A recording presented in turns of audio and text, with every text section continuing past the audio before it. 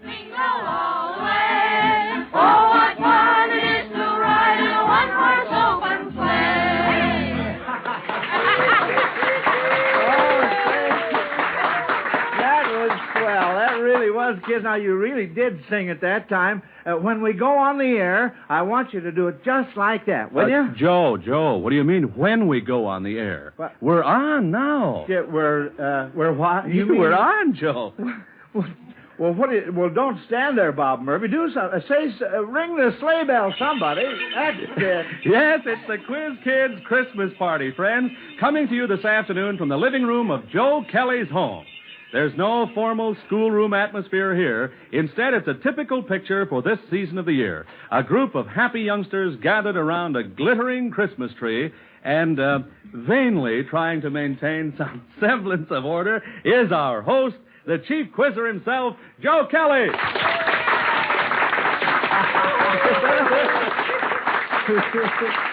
Well, thank you, Bob, and hello, everyone. Welcome to the Quiz Kids Christmas party. We've invited some of the children here in the neighborhood to our party, and we have a few grown-up friends here, too. In fact, I wouldn't be at all surprised if the walls of the Kelly home aren't bulging quite a bit. But I agree with the youngsters. When it comes to a party, the more the merrier.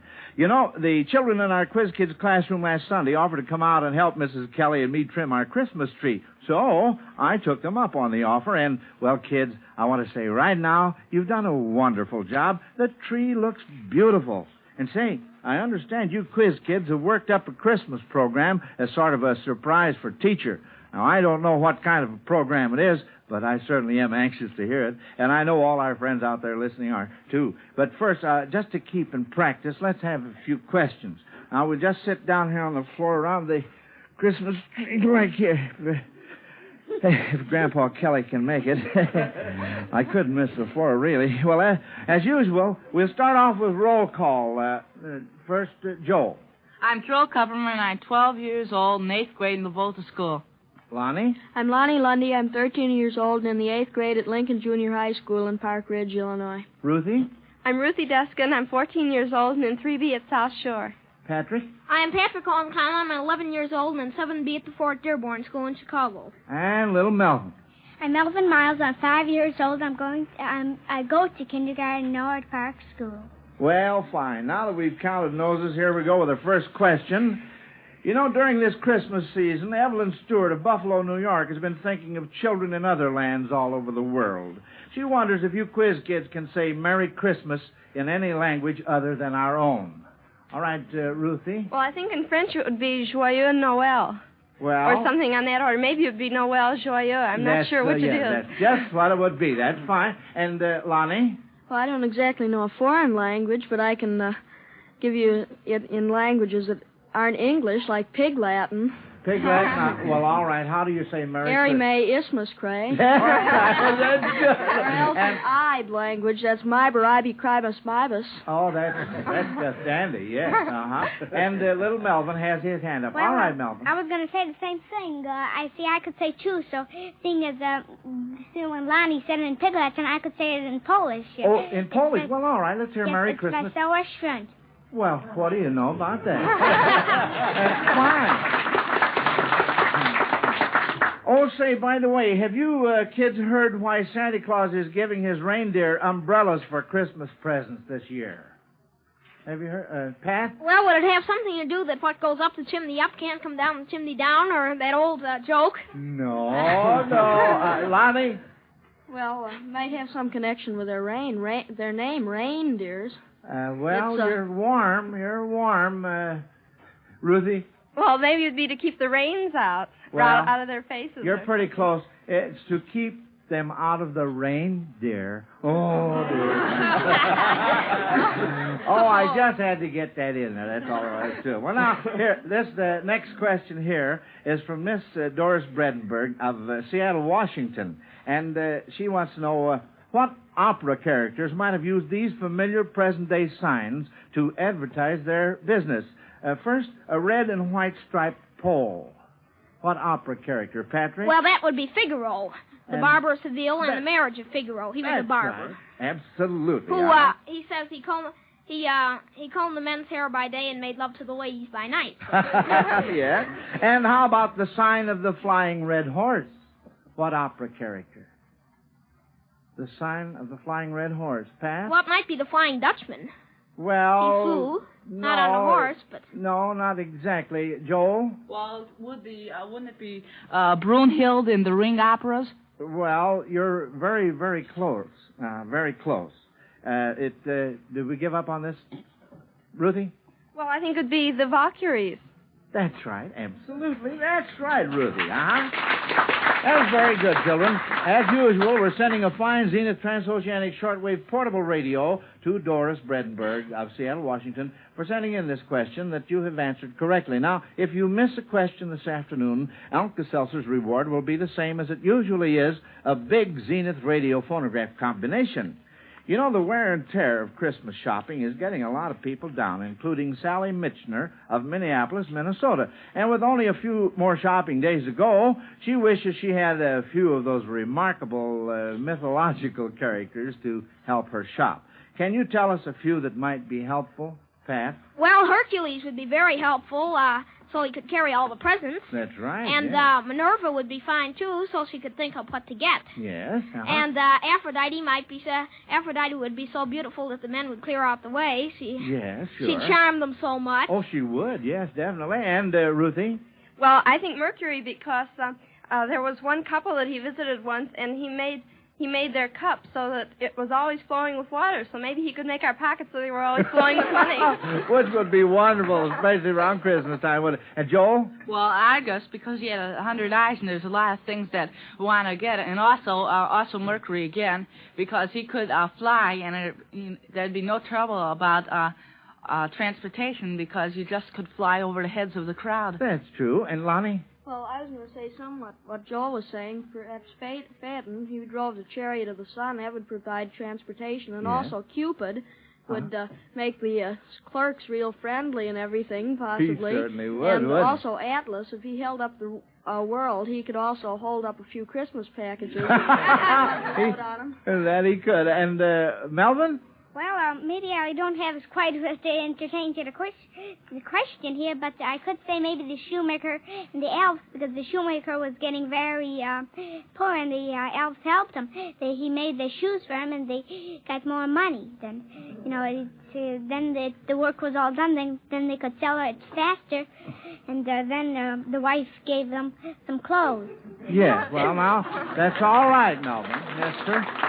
Those were all very good answers, kids. I'm awfully glad that you brought all of those out. Now then, here on this next question, Max D. Reed of Portland, Oregon, wants to know why this year, but never before and never again, the sequence 1 dozen, 2 dozen, and 4 dozen signifies happiness. 1 dozen, 2 dozen, and 4 dozen. Joel? Well, 1 dozen would be 12. 12. That's 12 months a year. Yes. 2 dozen is 24. 24. That's the 24th day is Christmas Eve. Yes. And 4 dozen is 48, and that would be 1948. That's absolutely right, Joel. Yes, sirree. December 24th, 1948. Now, Mrs. Charles Donnelly of Corpus Christi, Texas, wants a white Christmas so much this year that she thought up this question. It's all about white animals. Who was chasing these white animals in literature? First, a white whale. Who was chasing a white whale? Lonnie? Well, that was in the story Moby Dick. Moby Dick was the whale, and let's see, Who was chasing? It was a cannibal. No. Well, the ship they were on was the Pequod. I know that. Well, all right, but Captain Ahab was the captain. Captain Ahab, that's the answer. Yes, sir. And how about a white rabbit? Ruthie? Well, that was Alice in Wonderland. She chased him down the rabbit hole and right into Wonderland. She certainly did. Oh, say, listen to that, would you? Those sleigh bells really have a merry sound, don't they? And quiz kids, that means that school is over, and it's time for the fun to begin. Oh, boy, say, I'll bet you quiz kids have been wondering about those presents under the Christmas tree, haven't you? Well, so have I. And if someone will just help me get up off the floor, we'll have a look. Yes, sirree. Oh, no, Melvin, thanks. I'm afraid you'll have to... I'm afraid you'll have to spend a few more seasons working with your road gang before you can tackle this kind of a job. Say, Bob Murphy, Yes, suppose Joe? you take over while we take a look at our Christmas presents. Well, swell, Joe, and I'm glad to have this chance to talk to the folks listening in. I know you're going to be mighty busy during the next 5 days, friends, and I also know that you don't want to wake up Christmas morning with a cold. But have you noticed Old Man Cold is really making the rounds? Let's hope he doesn't catch up with you. However, if you should feel a cold coming on, remember Alka-Seltzer. Yes, remember and try Alka-Seltzer for fast relief from much of your cold distress. Here's the ABC Cold Comfort Treatment. A, Alka-Seltzer. B, be wise. Beware of drafts, be careful of your diet, and be sure you dress sensibly and try to get more rest than usual. And C stands for comfort. The comfort an Alka-Seltzer gargle can give a sore throat caused by a cold. Well, there it is, friends. Alka-Seltzer's ABC Cold Comfort Treatment, as easy as ABC to follow and really effective. Just try it and see for yourself. Remember, when you begin to sniffle and sneeze, start Alka-Seltzer's ABCs. Get Alka-Seltzer at any drugstore and say, better buy that extra package, too. That's the wisest thing to do. Say, Joe, how are you and the quiz kids coming along with those presents? Oh, fine, Bob. Fine, just fine. What do you know? Here's one left over here, kids. Let's see. Bob, it has your name on it. Well, Here. thank you very much, Joe. This is very nice. You're welcome, Bob, but don't stand there just holding it. Open it up and let's see what it is. We all want to have a look at it. Look, I can tell by the gleam in your eye you already know what it is. No. Let me... Bob, why, of course. Holy I smokes, don't. Joe. Look at Let's this see. thing here. Well, what do you know? It's a cup and saucer, and the biggest cup I ever saw, sir. Oh, yes, sir. Hey, Bob, do you like coffee? Oh, you bet I do, Joe. Well, with a big cup like that, you better drink your coffee black because that waistline of yours will really grow. The pot is calling the kettle black over there. Seriously, Joe, what'd you find under the Christmas tree, huh? Oh, one of the nicest presents I ever received. The quiz kids gave me this beautiful cashmere scarf. Isn't it a dandy? Mm-hmm. Yes, sir. Well, thanks a lot, kids, ever so much. And now let's hear what the quiz kids found on the Christmas tree. Well, what was in your package, Ruthie? Oh, the most luscious pair of yellow Angora mittens with all sorts of colored trimmings all over them. I love Angora. Thanks so much. Say, they're beautiful, aren't they? And, Lonnie, how about you? Well, I got a swell football game here. It's has a great big board and a spinner, a board that you spin on. It looks like a lot of fun. I'll have to try that out as soon as I get home. That's a dandy, isn't it? Huh? And, Joel? I got a nice little zipper notebook. Just what I need. I'm going into high school in February. Oh, fine. Well, did you open it up? Yeah, sure. Huh? What's inside? What's inside, Joel? Please. Huh? Open it way up there. What? A turtle. A turtle, yeah. Oh, surprise on Joel. Joel, he collects turtles as a hobby. Yes, sir. That's a dandy one, too. Well, how about you, Patrick? Well, I think I got the best of all. It's an album of Decca Records with A Christmas Carol by Charles Dickens and Ronald Colman as Scrooge. And I'm going to try that out as soon as I get home, but I'm sure it'll be very fine. good. Well, say, that's wonderful. And Melvin, how about you? What did you get, son? I got a moldy set here. Get out. The thing that I've been always wanting, my mother just bought that for a gift, and she said I'm too little, but I think I could work them anyway. Oh, I'm sure you could. Yes, sir. Well, it doesn't take a mind reader to tell that you're all pleased with your presents. But I know that you quiz kids have experienced the real meaning of Christmas this year by playing Santa Claus to a lot of youngsters who are not as fortunate as you are. Yes, and you've been generous, Santa Claus, too. You see, friends, the quiz kids learned about the youngsters on the Navajo Indian Reservation, 150 miles back in the desert near Shiprock, New Mexico.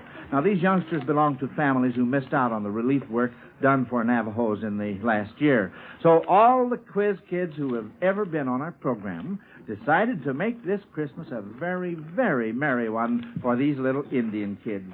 They have sent a shipment of over 500 new and reconditioned toys, a really wonderful collection of toys, beautiful dolls, books, wind-up trains, musical instruments, a high chair, a doll's house. In fact, just about everything that children everywhere like to have.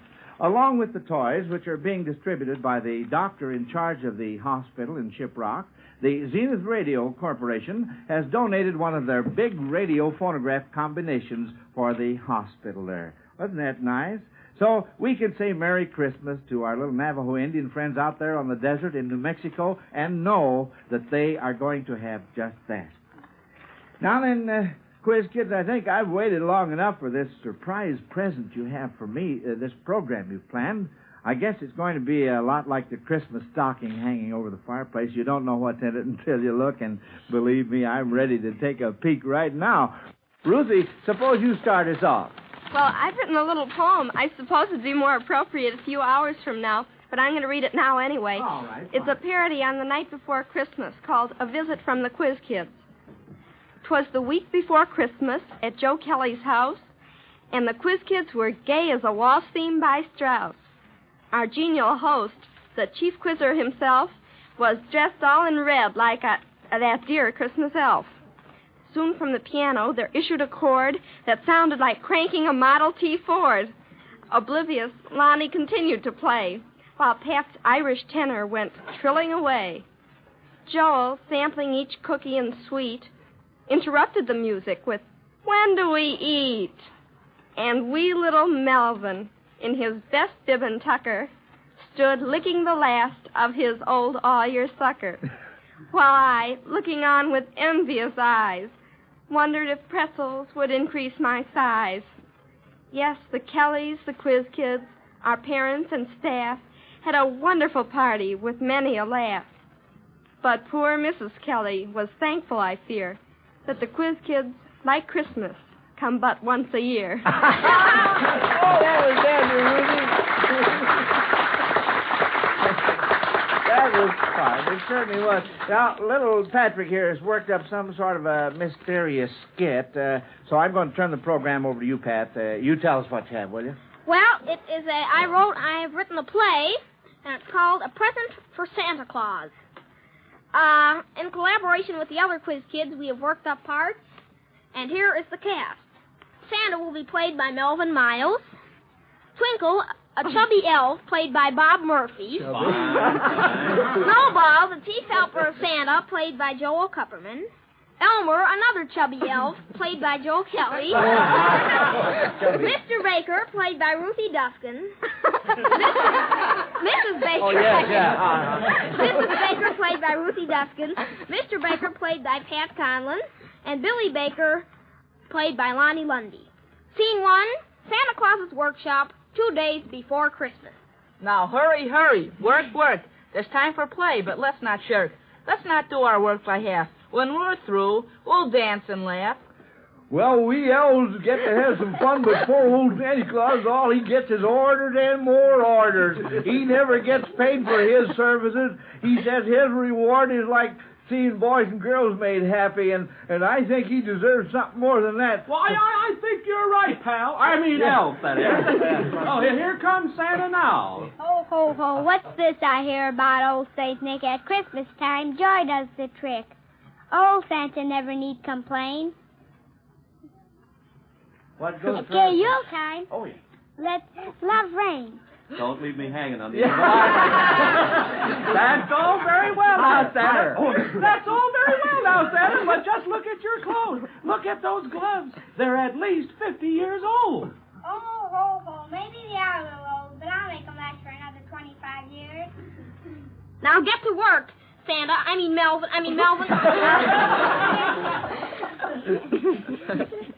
Melvin, you're supposed to say, now get to work. Well, now let's get to work. We have all things to do, you know, now. Scene 2, the same evening in the living room of the Baker home. Enter Mr. Baker. Anybody home? Dinner will be ready in a minute, dear. Oh, hello, Dad. Say, I wanted to ask you if I could have some more money to buy another Christmas present. Why, you've already borrowed quite a little over your usual allowance, Billy. I thought you'd bought all your presents. Well, not exactly. You see, well, I wanted to buy a present for Santa. What? A present for Santa? Well, now that's just silly. He doesn't get presents, he gives them. Well, I know, but gosh, I had an awfully funny dream last night, and I want to get Santa a pair of gloves. Please let me have the money. I'll pay you back. Honest, I will. Oh, all right. Now run along and wash your hands before dinner. A present for Santa. Indeed. What are you mumbling about? Billy wants to buy a pair of gloves for Santa. Imagine that. Scene 3. The Baker living room, late Christmas Eve. Santa steps down the chimney accompanied by Snowball. Oh, this is a pleasant room here. Now, let's see. Now, this here is, the Baker's living room. All right. All right, Snowball, pull out the baker's dozen. Ha, ha, ha. Santa, how can you still joke after all the hard work you've done tonight? I'm worried about you. Really, I am. Oh, dear, oh, dear. Oh, wish we'll get that work done quick. Why, look at this. A pair of gloves for Santa from Billy Baker? Why, some people are worried about the younger generation. I'm worried about the older generation. Now it's the next morning in the Baker home. Mr. and Mrs. Baker are picking up the gay wrappings left from the gifts. Billy did seem to enjoy his gifts, didn't he? Where is he now? Oh, he's getting all slicked up for church. He didn't seem to mind about Santa not taking those gloves. Oh, that was clever of you, dear, letting him put them here for Santa. Why, they're right here by the fireplace and... Well, I'll be switched. Look at these old moth-eaten gloves. Full of holes. Where did they come from? Why, I suppose Billy's playing a trick on us. But look at the size of them. Where did they come from? And look, am I seeing things? In the fireplace, in the ashes, footprints. A huge one and a tiny one going into the fireplace. This is ridiculous. We know all about Santa Claus. I'm not so sure of what I know. Those footprints. I don't understand it. Say, I don't know. Maybe you're right. What if Billy is right? Maybe what all the world needs is the perfect face of a child.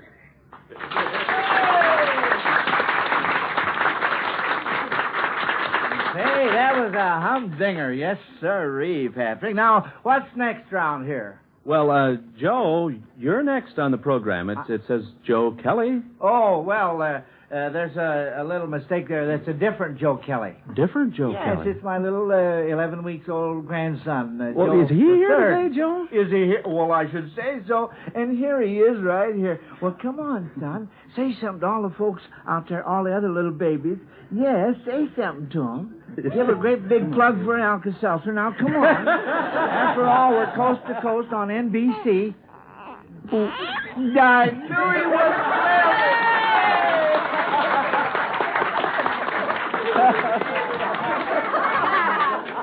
Oh, that's cute. Of course, that's only his grandfather speaking. Yes, sure. Well, now let's see what's next here. Oh, yeah. Say, Joel, what are you going to do for your part of the program? Well, I'm not quite a piano player, but I'm stuck with the piano, so I'll do my best. Oh, fine. Well, what are you going to play for it? Condensation of Waltz in E-flat by Duran. Oh, that'll be dandy. All right, get over there at the piano. Now, everybody be real quiet. You too, Joe the Third.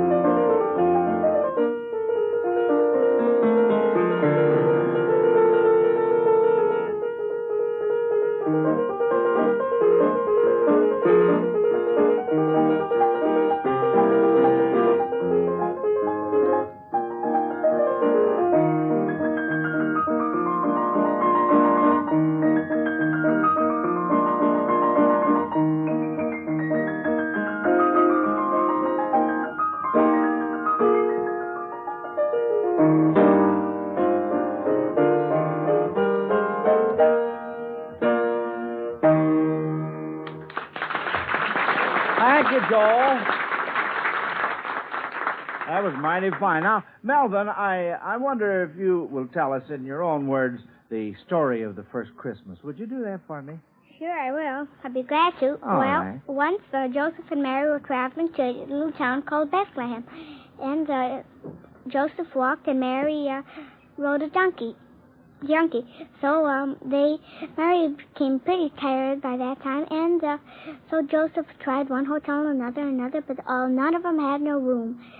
And it was the same thing went on and on until finally they came to the last one, and the man said, I have no room for you in this here hotel, but you can sleep in my stable. So they went. They were very glad to find a place to sleep, and they went. So Joseph made a nice bed out of straw for Mary, and Mary lay down, and also, then just at that minute, a bright star showed of Bethlehem. And just then, at that moment, a little baby infant Jesus was born. And also, 3 wise men were studying the stars, and they saw that bright one. So they went. They said, could this be the star that we've been searching for? And could that be the star of Jesus? So they went and followed till it finally showed down. And they went in, and sure enough, there it was. It was little infant Jesus laying down, and Mary and Joseph were watching the little baby. And they brought gold and myrrh, some other incense. That was it. Well, fine. That was just fine. Wasn't that good for a little 5-year-old? Well, Lonnie, it's your turn now, and what surprise do you have for us? Well, over this week I composed a little Christmas carol that I'd like to sing for you. Oh. I call it The Guiding Star. Oh, well, let's listen to it. Now, everybody be real quiet. Lonnie's sitting down at the piano. All right, fine.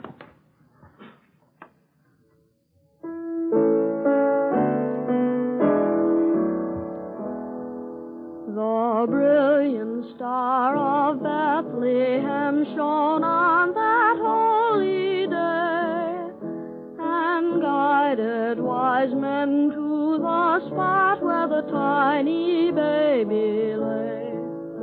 And angels came from heaven above, the tidings glad to sing, to shepherds who had gathered round to worship their new King.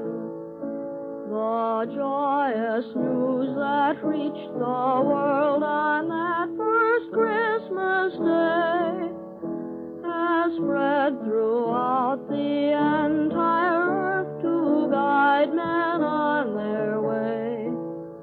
When hope is low, man must but look to that bright star again, to have his faith reborn with peace on earth, goodwill toward men.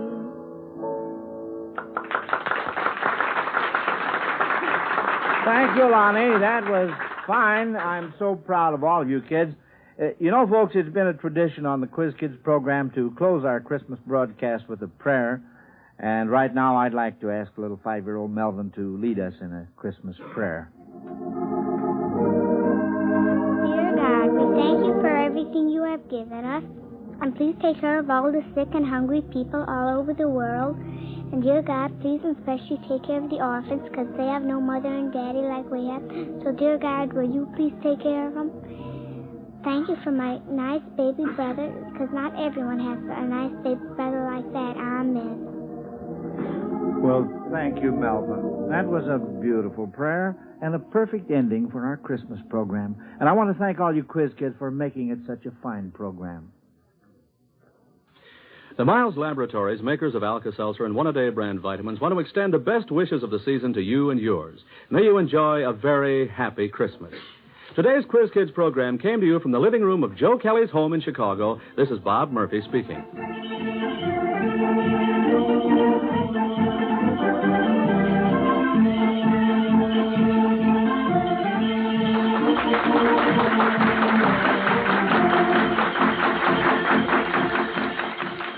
This is NBC, the national broadcasting company.